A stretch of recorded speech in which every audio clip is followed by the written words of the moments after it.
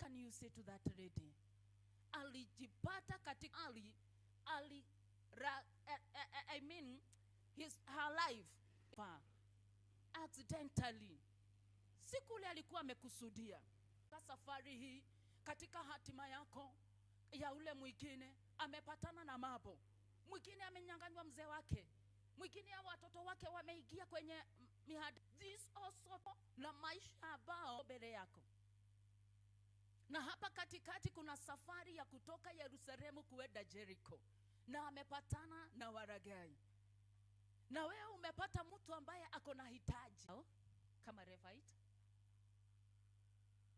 Kama mimi staki naenda kando. Bwana sifiwe sana. I thank you because of our apostle. Yeye is a good Samaritan to many. Moyo wake ni kusaidia.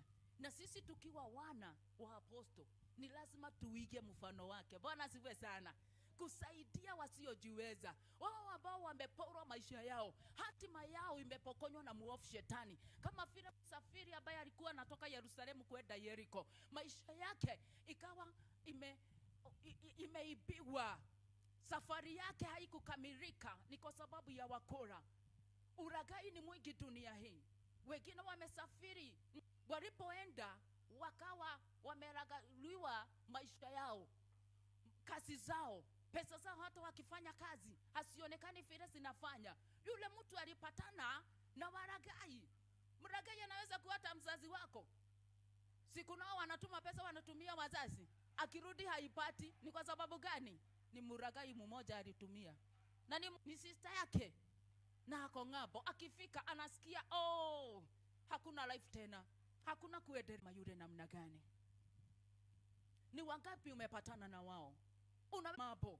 Ni kwa sababu kuna hali kukamata na ukajipata ya kwamba uko pale chini katika ile safari. Nyingine inaenda kombo ni kwa sababu hawatapatana na good Samaritan.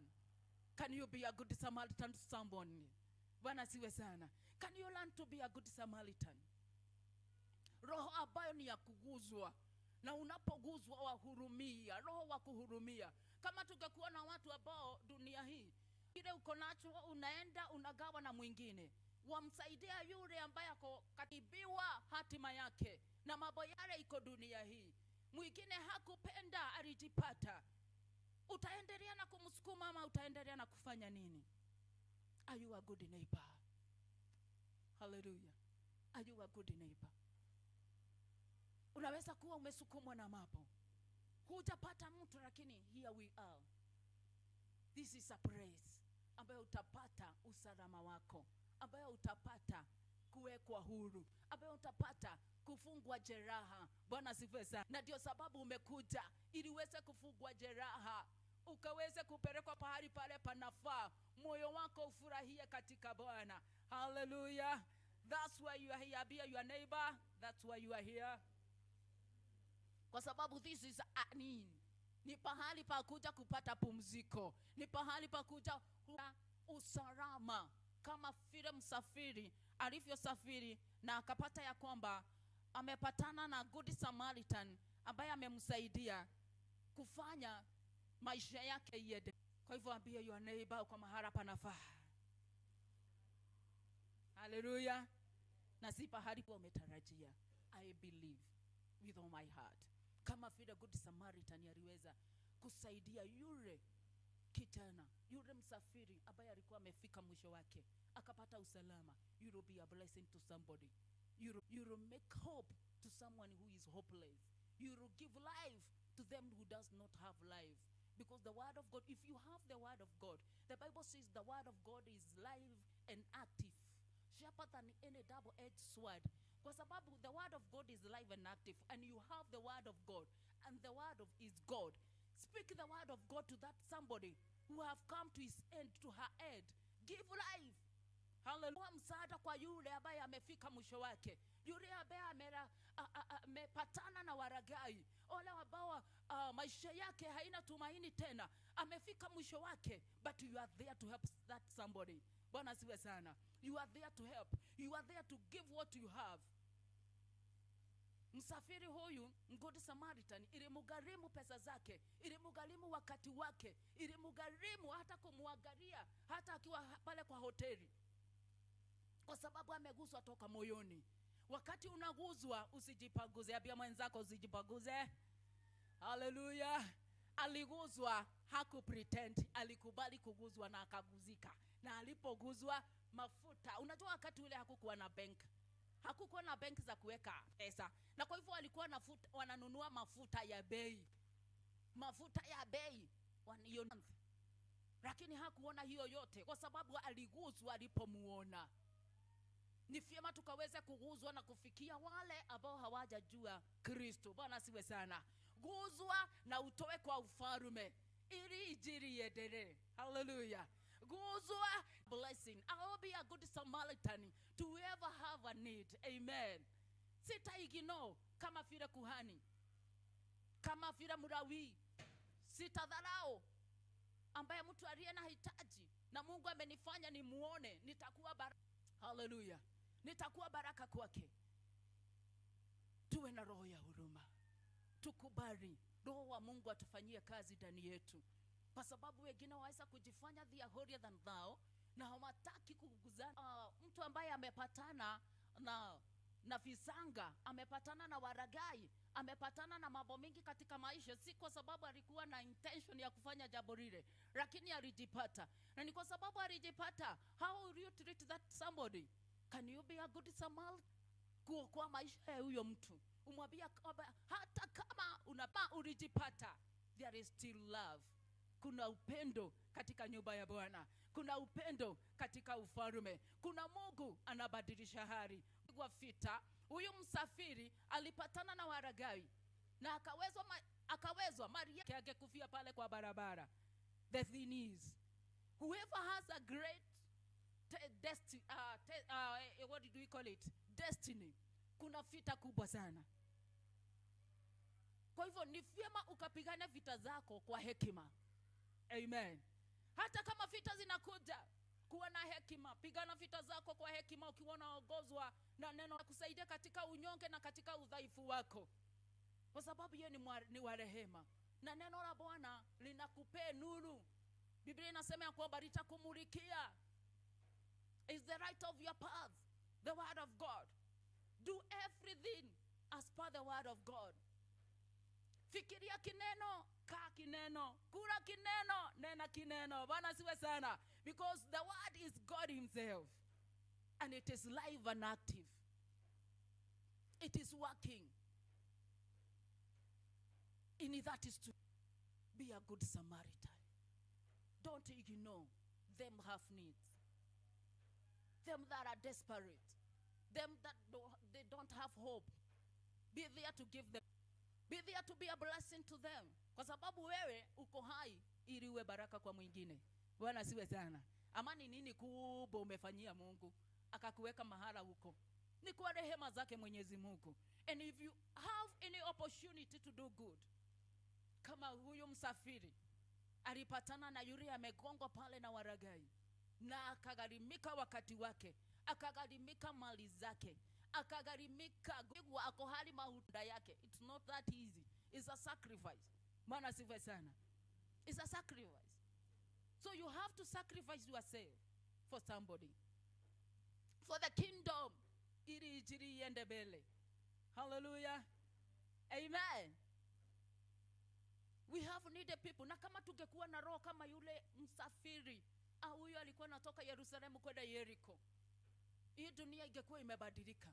Tungekuwa watu wengine, watu walio na roho ya utu ndani yao, si roho ya unyama, si roho ya kuona tu ni kupora kama wale waragai. Tuwe na roho ya kusaidia. Msafiri alipokuwa na amuragai, aliona mtu ambaye ako na jeraha, ako hali mahututi, akatoa mali yake, akatoa mafuta yake, akatoa divai, akalalua nguo zake. There is that sacrifice you have to give. Amen. In kingdom kuna kujitoa. Hallelujah. Mali ulionayo si yako peke yako, ni yako na ufalme. Kwa sababu wewe ni wa Mungu, mali ulionayo ni ya Mungu, and everything pertaineth thereof. Because the Bible says in the book of Psalms that heaven and earth belong to the Lord, and everything pertaineth thereof. Bwana siwe sana. So you belong to God. And you have a great tomorrow because you arrive. Biblia inasema in the book of Ecclesiastes ya kwamba ni heri mbwa aliye hai kuliko simba ambaye amekufa. So you are great. You are blessed because you arrive. Usisikie sauti hizo zingine zinakwambia kwamba you have come to your end. Our brother has given his testimony. Fili alikuwa amefika mwisho wake. Watoto ndio hawana namna, ni wagonjwa, hana pesa, hana nini, lakini alipokalia mahala hapa kurudi nyumbani alilakiwa na wale watoto. Bwana sifiwe. So as you come with heart ambayo immersed in Jesus name. Hallelujah. Tell your neighbor we are in the right place. Hallelujah. And we will be a good neighbors. Hallelujah. We will be good neighbors to them that have needs. You will be a blessing to somebody. Na sisi si wale ambao tunafurahia wakati tunaona mabaya inafanyika. We are there kuomba ni kwa sababu ya wale wamefika mwisho wao, ambao wanalia na kuomboleza. We as Christians tunafanya kulingana na matendo Yesu ambaye alituonyesha. Bwana siwe sana. Kuna mwingine alisema ya kwamba mimi pastor sitakuwa ninaenda kanisani kwa sababu niliona vile watu wana behave, vile watu wanaongea, vile watu mtu anajifanya ameokoka, lakini huyo mtu akitoka hapo anaenda kusengenya wengine, anaenda kuongea mabaya, anaenda kufanya lile na lile lingine. The thing is, hauja kuja kuangalia watu. Bwana siwe sana. You have come to follow Christ. Amen.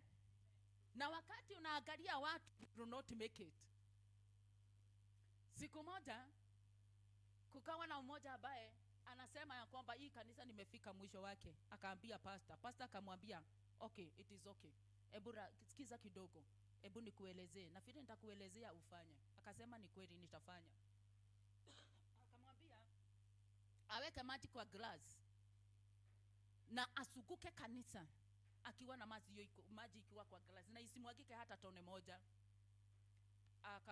Akaambia pastor, wow, hiyo ni simple. Nitazunguka kanisa. Akawekewa maji. Akasuguka. Aliposuguka pole pole bila kuangalia upande na upande. Lazima ageenda akiangalia vile amekamata ile glasi yake hivi ili amake kusuguka kanisa na kurudi ndani. Akasema alipoingia akaambia pastor, have made it. Hakuna maji imemwagika. Akamwambia hivi, wakati ulikuwa unasuguka aje? Alikuwa fake maji isimwagike.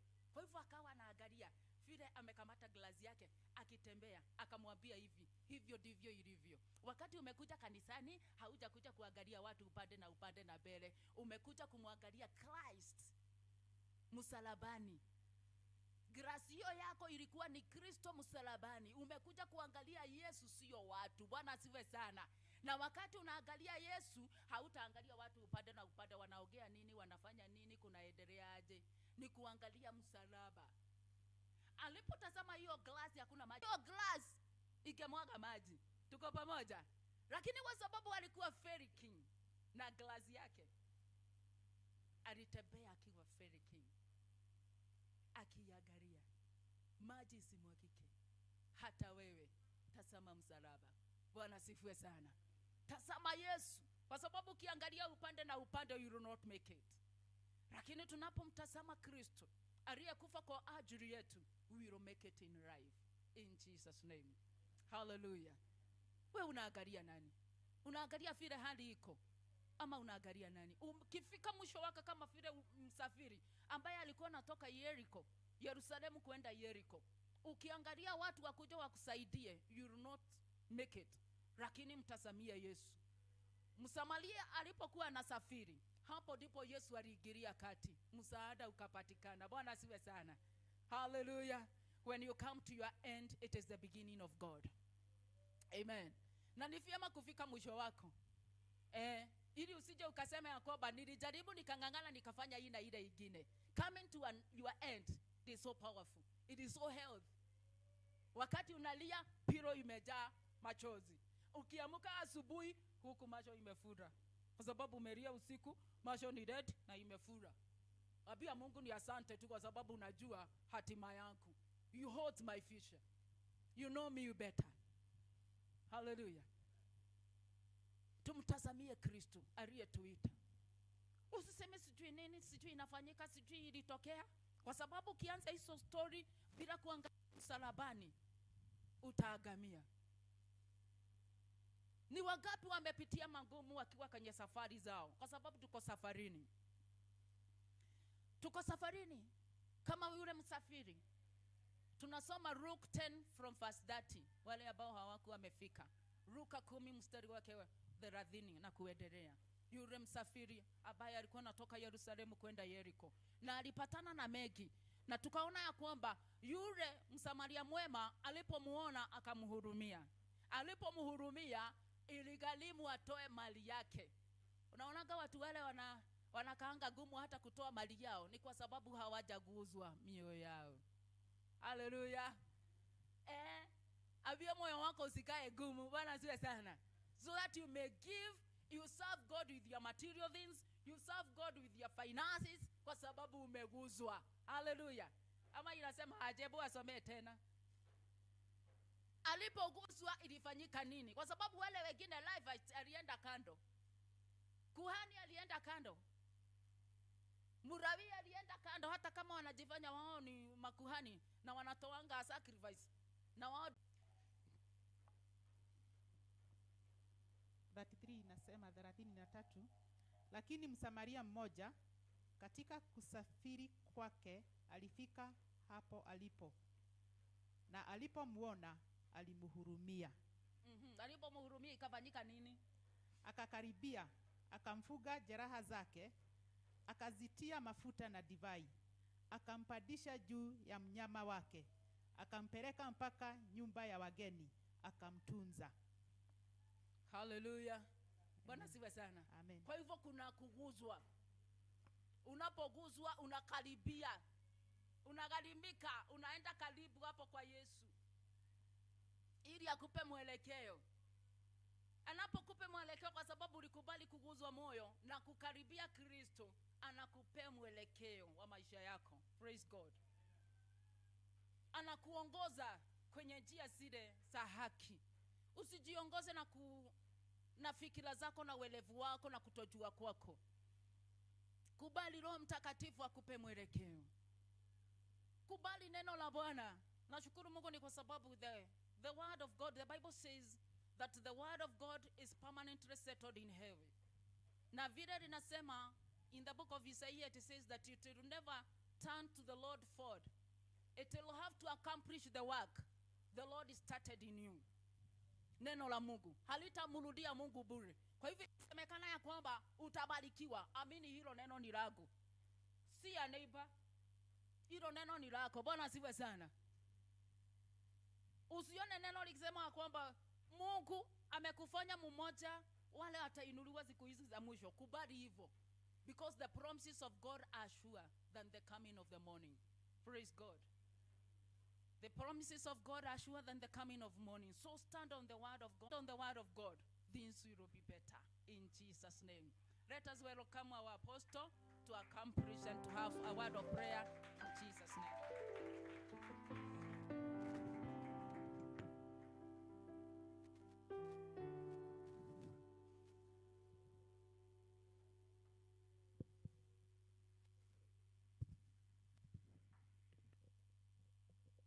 Bwana asifiwe. Bwana asifiwe. Hai. Wamewaboa sana, wamempatia story mingi sana. Si ndio? Na mlikuwa nataka tu mujisa muende. Mudhani ukinyire. Nashukuru kuwaona. Watara kumuona? Yeah? Unapeleka mtoto wapi? Kumchenje? Mumulete, nataka kuona hiyo mtoto. Nipatie sauti. Nashukuru sana kwa sababu ya muda huu Mungu ametupatia, na muda mzuri ambao uko hapa, ambao unaenda kubarikiwa. Mwambie mwenzako leo anaenda kubarikiwa, kwa sababu nikikuja sikuwa nimebarikiwa. Mwambie hivyo. Tena umenyamaza. Weka hai baba. Mwambie leo anaenda kubarikiwa, kwa sababu nikiingia hapa sikuwa nimebarikiwa. Hauko umebarikiwa? Kai. Kwa hivyo mtabui Mungu.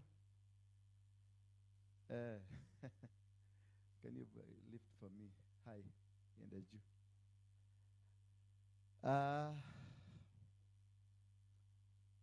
I thank God. Toa hii mashini yako hapa, weka huko kado kidogo. Napenda kujisikia, kwa sababu ni mzuri mtu akijisikia. Wangapi wanasikia wako kwenye nyumba ya Mungu na wako na matarajio makubwa? There is something new that is going to happen. Thank you very much. Habari yako? Unakujaga mara moja alafu naenda. Last time nilikuwa na last year asubuhi. Good. Nataka tusome kitabu cha Isaiah 40 hapo mstari wa 31 tuanzie 28 mpaka 31 hapo. Nataka kukupatia neno la kukupatia nguvu, maana nyinyi mlio hapa ni nguvu mmekosa. Bwana Yesu asifiwe sana. Ni nguvu tu hamuna, lakini you're strong men and women. It's only that you don't believe in yourself. Only that you are here, but ukijiangalia unaona ni kama hauna mwelekeo mzuri, lakini tukikuangalia sura inatuambia mwelekeo, macho inasema mwelekeo hakuna. Kwa nini? Kwa sababu sasa umefika mwisho. Na ukiona mtu amefika mwisho kwa sababu maneno yake aliyafikisha mwisho, na hakujua hiyo ndivyo kulikuwa kunatakikana. Unajua wakati nasema nili unigi nyite mwisho, ni kumaanisha yes, you are in the process of God. Bwana Yesu asifiwe sana. Ukisikia mtu amekwambia sasa mimi nimefika mwisho, ni kwa sababu amefika ako in the process of God. Because God will wait until your education comes to an end. Ujuaji yako comes to an end. Pesa zako comes to an end. Kilani yako comes to an end. Your brothers and sisters, they come to an end.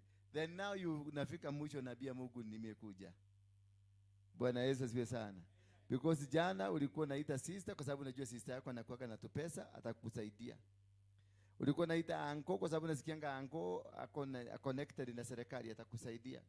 Sasa ukiona uncle amefika mwisho, sister amefika mwisho, wewe mwenyewe mwisho, na masomo yako mingi na kisugu mingi imefika mwisho. Sasa hapo tunajua Mungu ameanza kufanya kazi. Haleluya. Wangapi wako hapa wamefika mwisho? Inua tu mkono wako ujue umefika mwisho. Basi sasa uko tayari uende nyumbani kwa sababu umeanza kazi na Mungu. Ndio. Kama umefika uko hapa na umefika mwisho, ni kumaanisha Mungu ameanza kazi.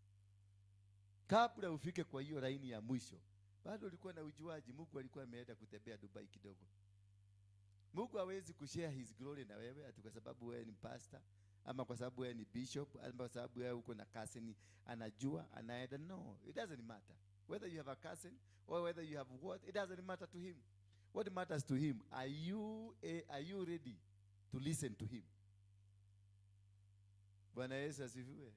Are you ready, mister, to listen to God? Noe hareirie. Now to listen. Uweza wacha story mingi, sasa ujuaji. Wacha experience, wacha venye unajua. Wacha hiyo college ulienda hiyo ya Bible. Wacha hiyo mavitu ulifundishwa. Now are you ready to listen? When you are ready to listen to God, that is when God will be ready for you. But if kaba bado kuna experience, unajua hapa kuna edaga hivi, hapa hakuedagi hivi, kuna edaga hivi, God is not there. Unajua wasee hawajasema, hapo hakuna Mungu. Unajua kanisa haijaamua, hapo hakuna Mungu. Unajua sherehe hajafika, hapo hakuna Mungu. Because that is his sherehe. That is chairman. Bwana Yesu asifiwe sana. But until when now unasema Sharedi alijaribu tukashindwa. Nikaenda kwa apostle akashindwa. Tukaenda kwa nani, kwa secretary ndio huyo akashindwa. Tukaenda kwa serikali hakuna majibu. Sasa mimi nimesema nimefika mwisho. That is a godly statement. Bwana Yesu asifiwe sana. That is what God has been waiting from you all that time. Ujuaji imefika mwisho. Mwambie mwenzako, kama ni umeinua mkono, ujue ni ujuaji imefika mwisho. Mwambie tu, mwambie mwenzako, kama uliinua mkono, ujue ni ujuaji imefanya nini? Sasa muulize tu, hii ujuaji ulitoa wapi? Ulitoa wapi? Na unaonekana very innocent. Hii ujuaji mingi ulitoa wapi? Na ndivyo unaonekana ukiwa mzuri na handsome na beautiful. Mwangalie tu, muulize, hii ujuaji ulitoa wapi? Na ndivyo unaonekana kama uko na mipango mizuri. Ujuaji mingi ilikuwa ya nini? Ulitoa wapi? Na familia yenu tunajua wakuagi wajuaji. Wewe ulitoa hii ujuaji wapi? Bwana Yesu asifiwe sana.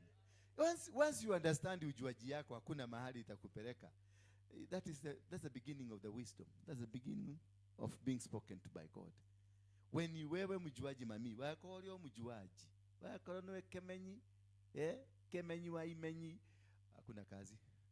Hata uruke hapa, hata uruke uguze chini urudi chini, hata ulinae ulakude na ulikomoso na morikoto na moriamoto yote. Hata niliona pastor yetu alikuwa anafanya hivi. Hiyo ni pastor wenu alifanya. Tuambie venye Mungu alifanya.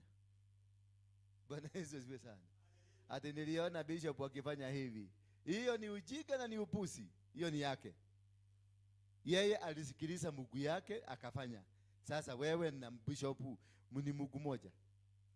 Sikiliza Mungu yako kulingana na venye anazungumza. Kuna yule wale wanaendaka pale Wakorino, wale wanasugu wale Wakorino wa Waluya. Wale wanasuguka kwa barabara na dramu kubwa. Walisikia Mungu. Wale wako kwa VVA walisikia nani? Mungu. Catholic walisikia nani? Mungu. Mkolino wa Kereba kia white alisikia nani? Na wa blue na wa yellow. So kwa nini unifuate? Kwa nini ufanye venye nilisema? Na siku hiyo Mungu alitaka nisikie hivyo. Mungu hana formula. God does not have a formula. The way God is speaking to me today is not the way He's speaking to you. Ameniappoint saa hii ni kuzungumzia kuhusu madhabahu. Nikwambie kuna kitu kwenu imefanyika. Lakini ukienda kwa yule alinifundisha ni Harrison Nganga na James Mainanganga. James Mainanganga alinifundisha niseme nikuite Matuta. Mimi siwezi kuita wewe Matuta kwa sababu sijui alipata ufunuo ya Matuta wapi. Sijui. Kienda kwa Harrison nakwambia kaa hivi. Sasa siwezi kufanya hivyo anasifanya kwa sababu sijui ufunuo yake alitoa wapi. Mimi namsikiliza Mungu ananiambia huyu amekasirika. Niketoa kwa karibu. Amekasirika. Umetoka kwa James. Unajua watu wa Matuta wanakuaga tu na behave tu kama ndio nanaka mtu akikaa chini ya mchungaji. Kuna vitu nafaa kuunderstand, anakufundisha aje. Ukiunderstand venye unajua nikitaka kukujua nitatafuta mchungaji yako nitajua. Hivyo na behave nitampata.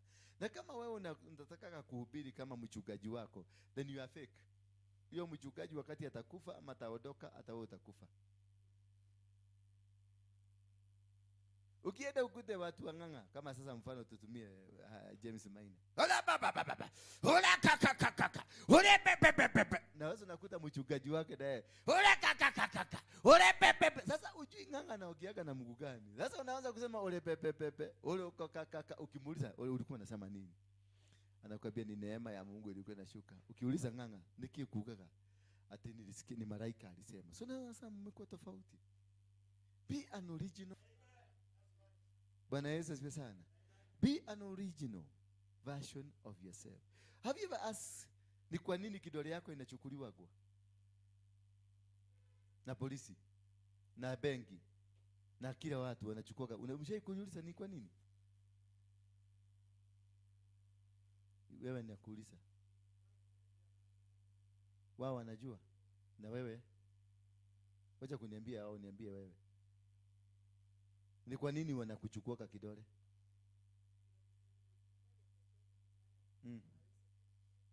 Aje na huyu ako na kidole kama yako. Sio hata huyu ako na figa. Unasikiaga? Nani alikwambia? Ulisikia na nani? Ulisikia na nani? Na kama walikudanganya? Hakuna mtu duniani ako na kidole kama hii yako. Nobody on earth. Naona hii kitu ya macho hii around ya black. Hakuna mtu duniani ako na kitu kama hiyo. You are an original of yourself. So why do you want to imitate me? And I am practicing, I'm within my compound. Ninafanya vitu zangu kulingana na sheria na mikataba yangu na covenant zangu na hivi na kama. Kwa sababu uliona nikisema mama umepona. Na wewe kesho nakuja. Mzee, ni nini imekusumbua? Sasa unajua kwa sababu wewe ni fake unajaribu. Unajua sasa hiyo jana nilikuwa naumwa na mgogo. Nikizungumza na mama wakati nilinama hivi, mgogo ikaanza. Ni nini nakusumbua?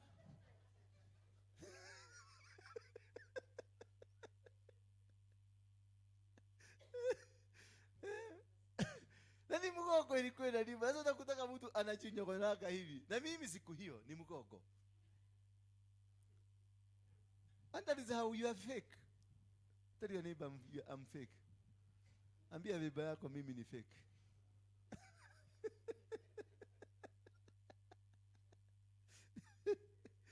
Bwana sifiwe sana. Try as be, not even trying. Be yourself. God will bless you within yourself. Because the identity that God gave you, it is the code that which he blesses you with. The identity yako. Huwezi kwenda Equity Bank, wanakuambianga shika hiyo kitu hapo, wekelea kidole.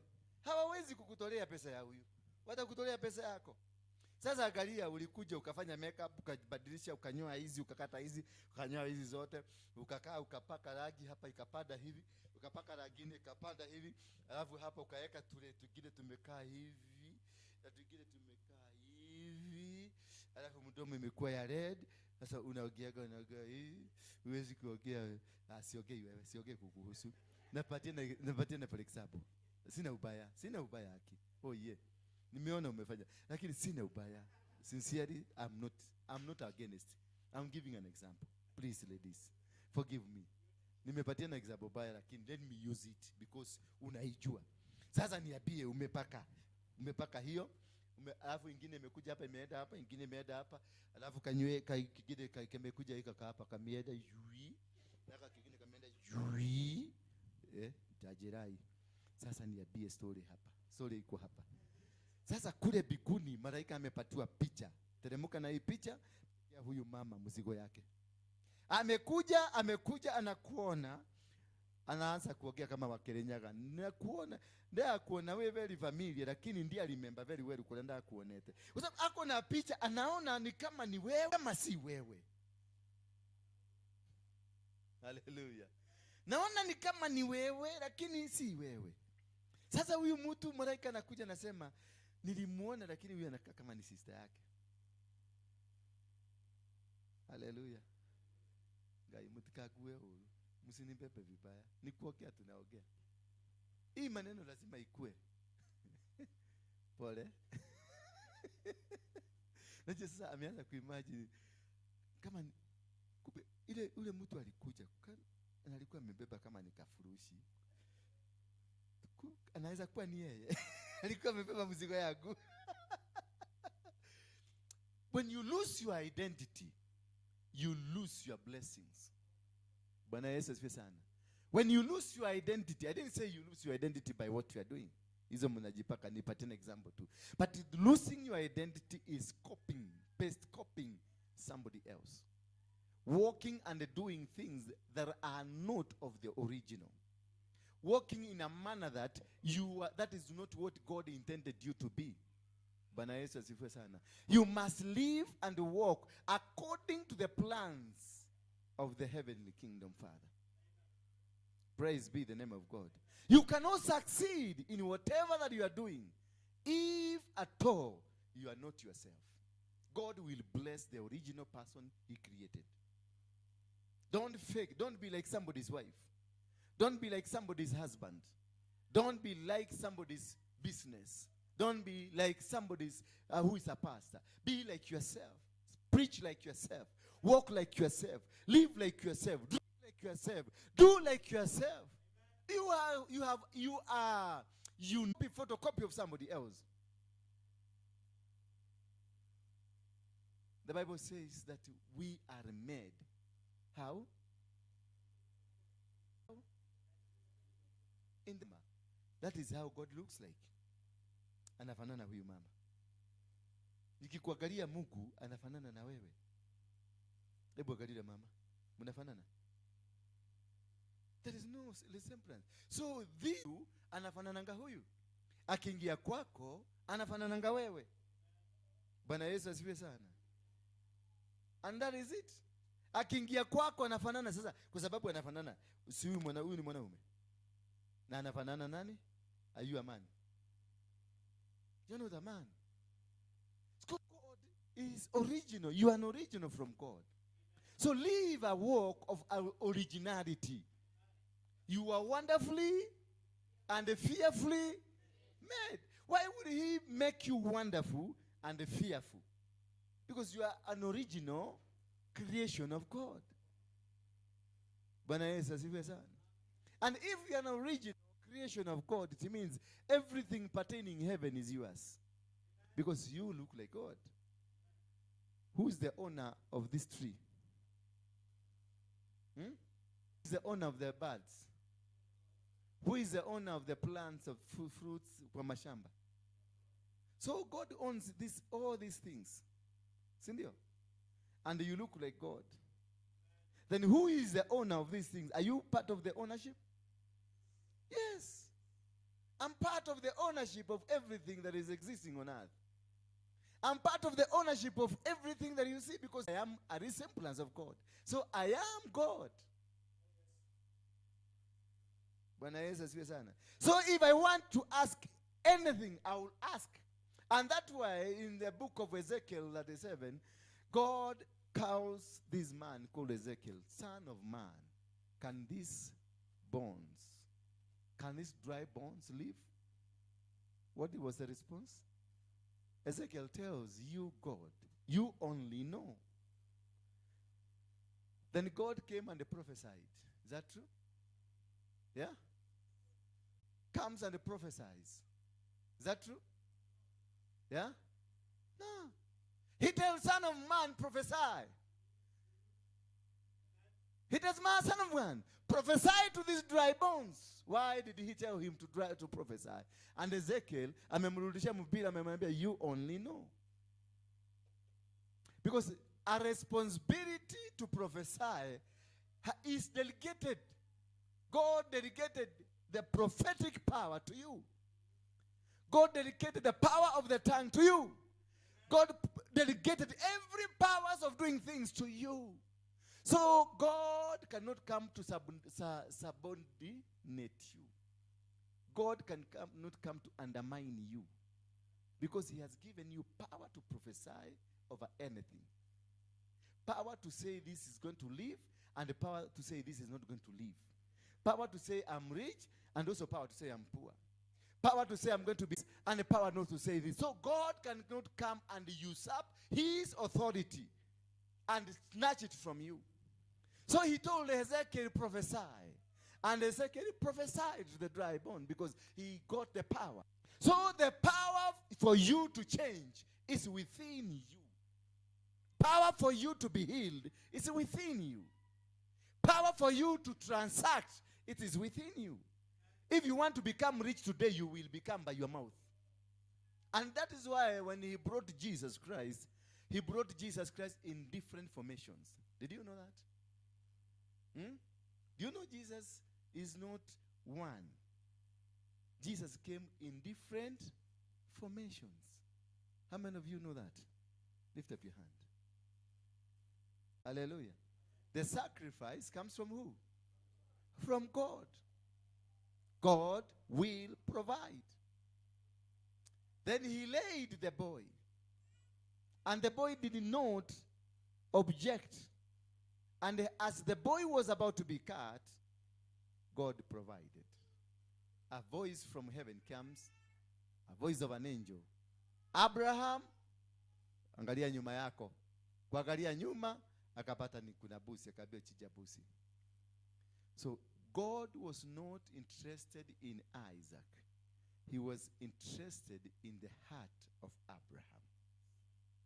Was Abraham ready? Was there the willingness to do it?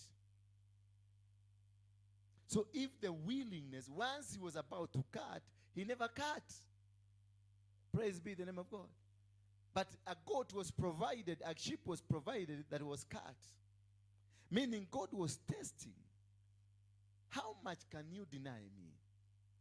How much can you restrict from me?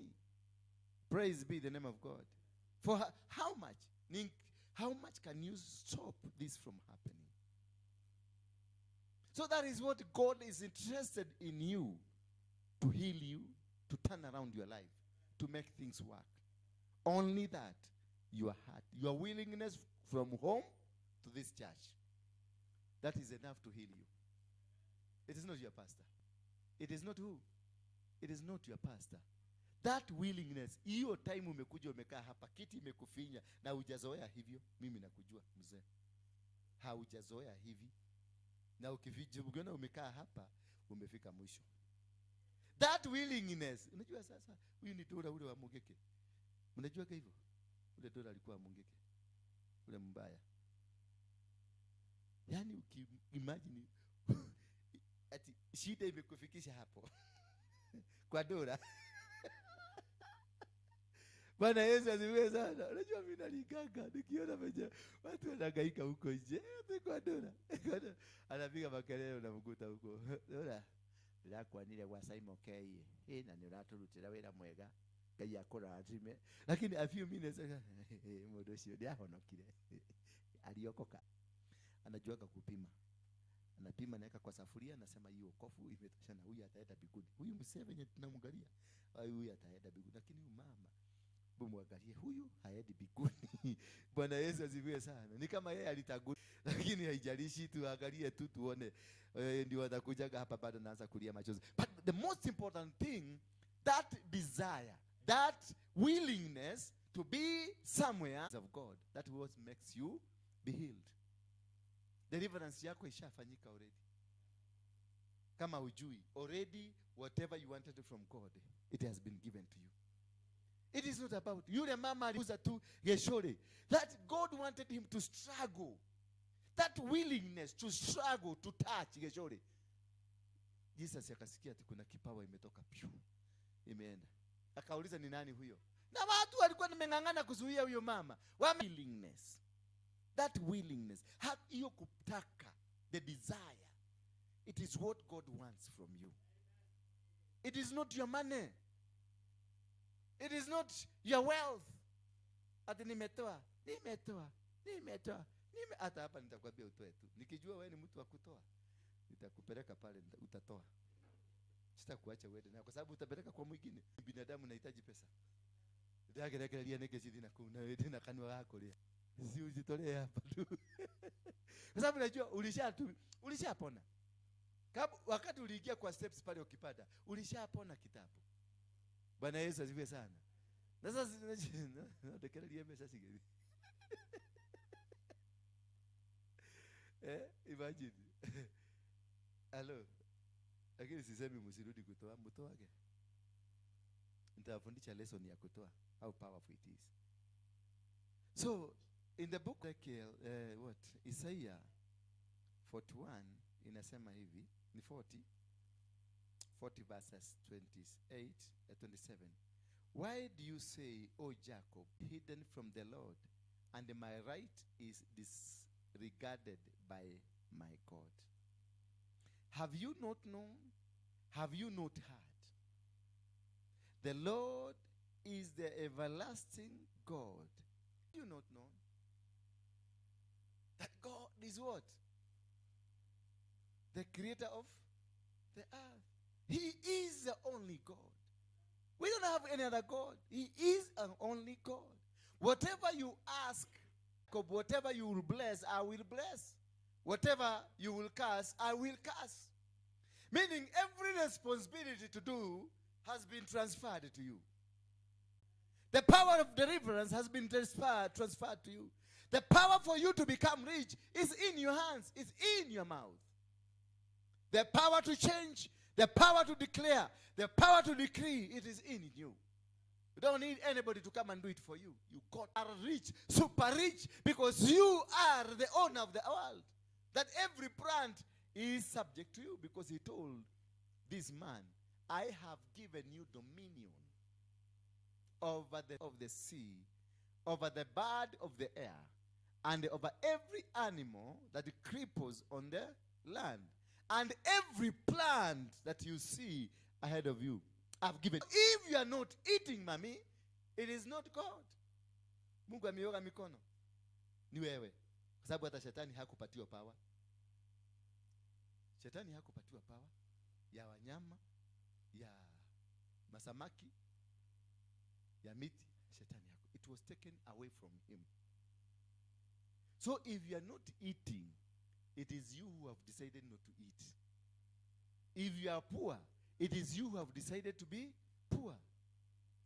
That is why Jesus, when he came, he told you, pray and you will be answered.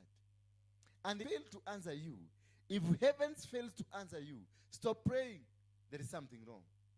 Go to heaven now. Ask them, why are you not answering my prayers? That is, seek and you'll do what? You will find. Praise be the name of God. But the most important of all is what? Seek, you will find. Once you seek and find, that is then when you know, because they will tell you, that is now seeking. You stop praying. Wacha maombi mingi. Ukiona maombi yako imekataa kujibiwa mami, wachana na maombi. Wachana na hiyo maombi. Sasa badilisha. Aza kwenda kwa Mungu, si kwa maombi. Enda kwa Mungu kwa kumuuliza maswali. Muulize, ni kwa nini maombi yangu haijibiwi kule mbinguni? Mungu atakwambia mama yako ni mchawi. Na atakupatia example moja. Akwambie Abraham ni mtoto yangu. A man of faith I love. Nilimbariki lakini nilimtoa kwa baba yake kwa sababu baba yake alikuwa mchawi. Kuna baraka hautapata mpaka utoke kwa baba yako. Kwa baba yako ni mwabudu wa shetani. Baba yako ni mchawi. Baba yako ni mganga. Kwa hivyo kuna kitu Mungu atakuondoa tu. Atakuondoa hapo. Alimwambia Abraham, toka mpaka ile nchi nitakupeleka. Nitaenda kukubarikia huko. Kwa nini? Kwa sababu hii ni territory ya mchawi. Baba yako ni mchawi. Hakumwambia, alafu akamwambia kitu kingine, na usibebe kama ni wewe. Ni kama ni aliuba hawa hiyo familia. Akasikilia huruma atika mtoto ka brother nikaenda nako katiteseke hapa. Uto mtoto tu brother na tu sister. Uto mtoto. Wachaneni na tu. Baka Mungu akwambie beba enda na yeye. Bwana Yesu asifiwe sana. Akaambia usibebe mtu wa familia, lakini akaenda na Karutu. Wakati walianza safari hivi na Karutu, shida za Abraham zilikuwa kienda mahali anakutana na watu wanapigana na yeye. Akienda mahali anakutana. Baka kaenda kwa huyo mfalme anaitwa Abimeleki. Kufika huko wakaangalia kama mama alikuwa na mama nyanya. Sema nyanya. Nyanya igajo. Kunyeroka. Sema kunyeroka. Bila make. Bwana Yesu asifiwe sana. Mwanamke akaangalia hivi akaenda akauliza Abraham, "Mzae, huyo ni nani?" Akamwambia ni sister yangu. Sasa unataka aje? Akaambia hata katuna kwa sababu aliona atakufa. But hakuwa anajua the cause of the problem. Alikuwa anafikiria ni mama smart. But it was not the mama smart. Alikuwa na problem. Abraham was the problem. Remember, he had been told, usitembee, usitoke hapa na mtu wa familia. And because I want you alone, I want to bless you alone, don't carry any baggage, because this baggage itabeba madhabahu. Na mukienda, madhabahu hii itaendelea kuzungumza na wewe. Na itaendelea kukomonitor, because this man will become a monitoring spirit. And they will monitor you through this man. So that is why he was told, never carry, never go with anything apart from your wife. But he ignored and huyu jamaa anaitwa Ruth. Mahali walienda walichokozwa. Mahali popote walienda waliinukiwa. Baka akanyang'anywa bibi. Lakini Mungu kwa sababu ni wa huruma mingi, ndio unaona una survive. Maka ni grace. That is not grace. Ni huruma za Mungu. Grace ni ujiga. Sema grace ni ujiga. Kwa sababu hiyo ndio imetupelekea kufanya dhambi. By the grace tunaishi. Hiyo ni ujiga na ni upusi. God does not compromise. God wants you to be clean. God does not tuka pale akachukuliwa bibi yake mzee. Mungu akiwa mbinguni akamwangalia akasema yeke ni kelimo. Hayajai hakuelewa ni ajui ni nini amebeba. Hajui ni nini. Huyu mtoto Ruth ndiye atamletea shida. Bwana Yesu asifiwe sana. Abimeleki wakati aliona hii ni mama msuri, unajua hiyo watu walikuwa naangalia, mkimfalme anakiangalia kitu msuri anasemanga wacha kidogo. Kaekewa kwa meza, anataka kukula chakula kidogo, si ndio? Sasa wakati anajaribu kukula chakula kidogo, mdomo yake ikafugika. Haleluya. Mdomo ya Abraham ikafanya nini?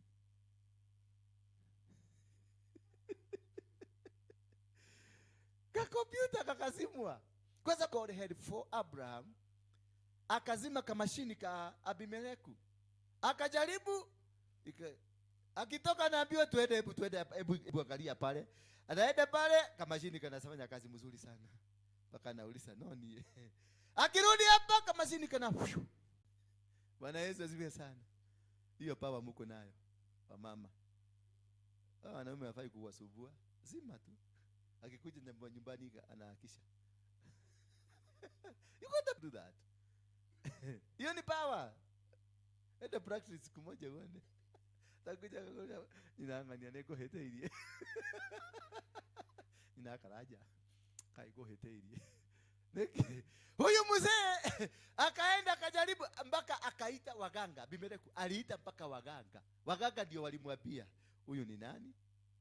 Akamwambia ni bibi. Ni sister ya mtu mwingine kwa hapa juu. Akamwambia hapana, alikudanganya. Huyu ni bibi yake. Ndio mzamaki akaita Abraham akamwambia, "Ni nini umeniletea? Ni nini shida hii yote umeniletea? Si ungeniambia tu ni mke wako." Sasa naye Abraham angemuuliza swali, "Ulijuaje? What prompted you to kujua ni bibi yangu?" Kwani ulikuwa unatafuta nini? Kwa sababu tulikuwa tumeweka mama akae custody akayage huko, hii shida hii alafu nikuja nichukue. Ulifikiria nini ilikufanya ufikirie ni bibi? Kwa hivyo kuna kitu ulikuwa umefanya. Bwana Yesu asifiwe sana. Abimeleku ndio huyo. Akajaribu ingine ikashindikana. Akajaribu ingine akaitwa ingine ikafanya. Kwa hivyo kuna kitu mnaweza kufanya wa mama. Hii shida mkifuatafuata wanaume muachane nayo. Kuangalia simu muachane nayo. Unajua mama mnapenda kuangalia simu ya wanaume. Wakati uone ni nani. Na sasa na yule mtu nimesave hapa, nimesema ni yule mzee wa makaa. Huyo mwingine nimemsave yule mama ule mzee wa kutengeneza ule plumber. Nani ni neighbor. Ati niye nyonanga no plumber mama huragira thimu na mundu wa makara na kuna plumber. Wachana na simu za wazee. Zima. Mungu amekupatia hiyo sawa, fuga. Unatumia tu wakati maji inahitajika kwa mtungi. That's wisdom. Yeah. Don't struggle, don't argue with anybody. Just switch off. Maji na mtungine, unaenda kwa mtungi, baka laini, unamwaga maji, unafungulia tap. Maneno inaendelea. Msiba. Huyu mama anacheka tu anaona kumbe. Odo ilikia itilete. Nimesunguka miaka mingi. Ndio neno hiyo ipo Abimeleku chokia muka wene.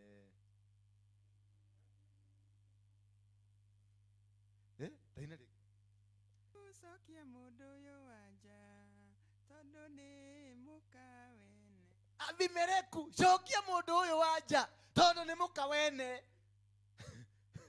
Alikuwa ameanza kujibijali.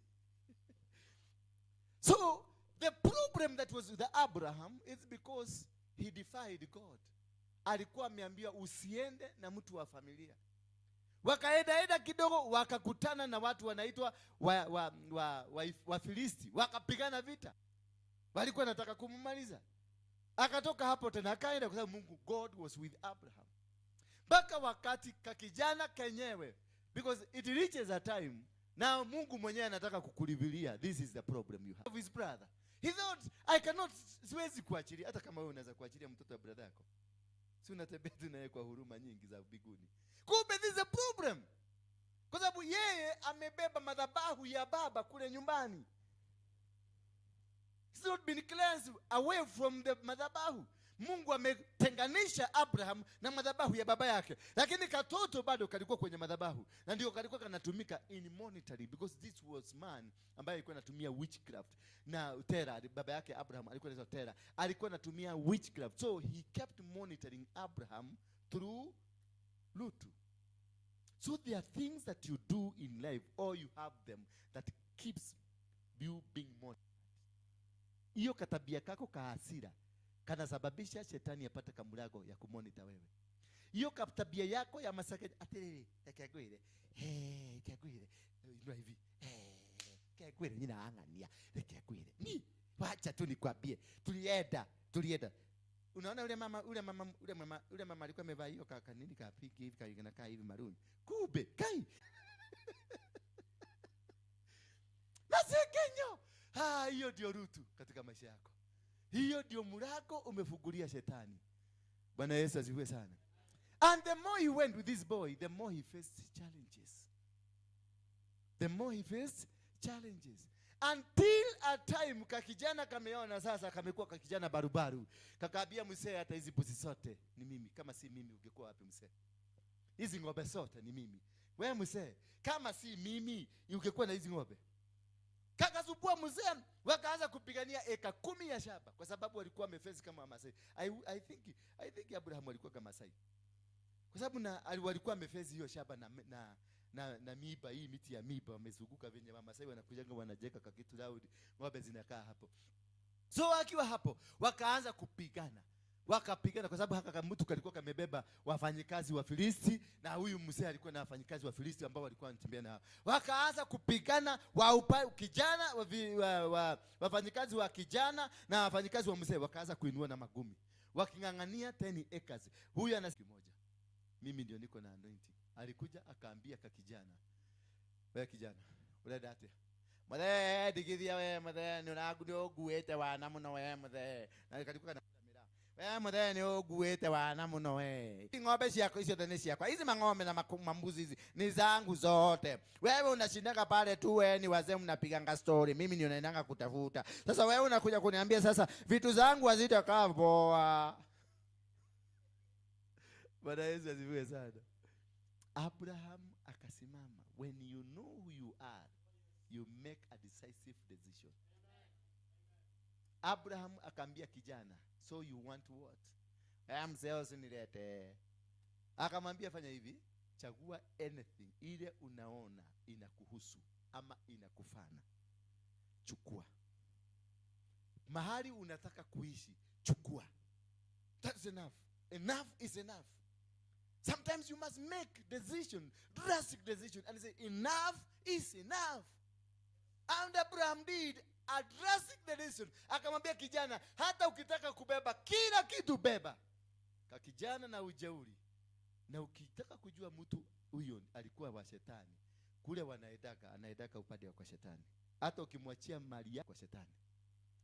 Kakijana kalichukua kila kitu, kalipanda pande ya Sodom na Gomora. Badala kaende upande huu mwingine, kalipanda upande ya Sodom na Gomora. Kakakaa karibu na Sodom na Gomora. Si ndio kame originate hiyo maneno? Na ndio kamekuja sasa Kenya kupitia Amerika, kamefika. Bwana Yesu asifiwe sana. Abraham aliwachwa bila kitu. Aliwachua makondoo zingine zimekaa hivi, zingine hazina macho, zingine hazina nini, zingine zimekaa hivi. Kajana kakahama kakaenda kule, kuna shamba mzuri, iko na rutuba, iko na majani, iko na kila kitu, na mzee akaachwa juu ya mawe. Kwa sababu ni mzee kiparangoto. Bwana Yesu asifiwe sana. Siku moja kukanyesha mvua kubwa sana. Because of making this decisive decision. Wakati alimake that, akafukuza anything unaona inakuhusu hapa, chukua. Sometimes unaweza kuwapia hawa watu, tuseme sasa huyu amenisubua kabisa, ama mapasta, waambie chukueni hizi zote, chukua anything that you think, chukua kwenda, chukueni mtoke, na usifeel, waambie wakwende, because kuna macho naenda kufukuliwa. Bwana Yesu asifiwe sana. Waambie wakwende, kwa sababu kuna kitu inaenda kufanyika. Wakiotoka hivi tu, akaambia Abraham, fungua macho. Kufanya hivi, ndio tazama mahali macho yako inafika. Akatazama. Akasema naona huko dunia imeshikana. Akaambia hiyo ndio utajiri yako. Akaambia tazama mbinguni, hesabu. Akaambia nini unaona? Akaanza naona nyota. Akaambia hesabu. Akasema mzae siwezi hesabu hizi. Akaambia hiyo ndio utajiri yako. Akaambia guza kichwa, hebu hesabu nywele za kichwa. Akajaribu, akasema siwezi. Akaambia hiyo ndio utajiri yako. Kumbuka alikuwa anapigania eka 10. When you are walking with the wrong people, and when your lips will never open, you will never see the blessing that God has for you. Hawezi na hautaweza kuona until such a time you drop your lutu. Until such a time every lutu in your life has been dropped. That is when God will open your eyes to see how powerful you are. You are weak because a lutu is in your life. You are hopeless because there is a lutu in your life. God drop that lutu in your life and God will open your eyes. Hiyo struggle yote mzee amehangaika kwa sababu alikataa kusikia. Aliambiwa usitoke na mtu wa familia. Kau kama tuko kuwete kumakwanyu ka drop. Wana wa Israeli walitoka Egypt wakaenda mpaka Canaan, lakini hawakufika Canaan. Walikufa jangwani. Because they never, walipoondoka hawakuacha Umisri. They walked with the Egyptian lifestyle. Mungu akajaribu kuwaweka for 40 years waone kama watachange. They refused to change. So God decided nitamaliza wote. He cleared everybody apart from 2 with a specific reason. He cleared the rest. Nobody came from Egypt went to Canaan apart from who? It is Joshua and Caleb. And what is the specific reason why Joshua and Caleb went? Ni kwa nini? Who knows why?